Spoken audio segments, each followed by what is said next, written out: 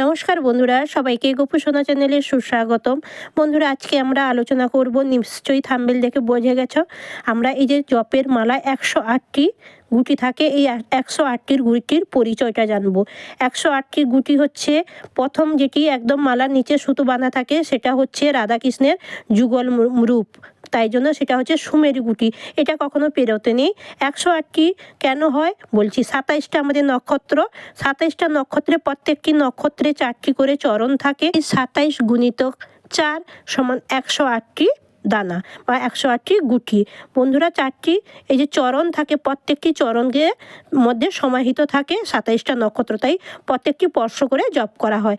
27টা নক্ষত্র, 4টি করে চরণ, তাই 108টি গুটি থাকে। বন্ধুরা, মন্ত্রসিদ্ধি জপ হয় 4টি স্তরে। 4টি স্তরের মধ্যে একটি স্তর হচ্ছে বৈখরী জপ, 2 নম্বর হচ্ছে মধ্যমা জপ, 3 নম্বর হচ্ছে পসন্তী জপ, 4 নম্বর হচ্ছে পরা জপ। এইগুলো মানেটাও কি আমি বলে দিচ্ছি। 1 নম্বর হচ্ছে বৈখরী জপ, মুখ দিয়ে উচ্চারণ করে জপ করা হয়, যেমন সবাই ধরুন শ্রীরাম, রাধেশ্যাম বলেন, এই মন্ত্রগুলি ফল পেতে হলে হাজার হাজার বার জপ করতে হয়, এটি হচ্ছে বৈখরী জপ। মধ্যমা জপ মন দিয়ে চুপচাপ জপ করতে হয়, আর মুখ দিয়ে উচ্চারণ করে জপ যেটা, সেটা বৈখরী জপ, সেটা জোরে জোরে করলেন। আর মধ্যমা জপ মন দিয়ে চুপচাপ জপ করে একেবারে স্থির মনে করতে হবে, ধরুন শ্রীরাম, রাধেশ্যাম, এটা চুপচাপ জপ করা, এটা মধ্যমা জপ। আর পসন্তী জপটা হচ্ছে চোখ বন্ধ করে মনে মনে শুধু অক্ষরগুলো দেখা, ধরুন নমঃ শিবায়।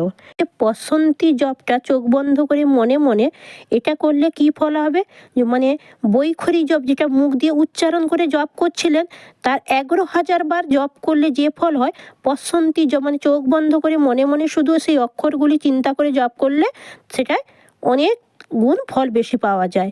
এবার 4 নম্বর পরা জপ, মন্ত্রে বলার আগে এই শক্তিটা জেগে ওঠে, যেমন ধরুন কোনো শব্দ নয়, জিভও নড়বে না, ঠোঁটও নড়বে না, শুধু অন্তরের শক্তি একেবারে পরা জপের মধ্যে স্থির হয়ে যাবে।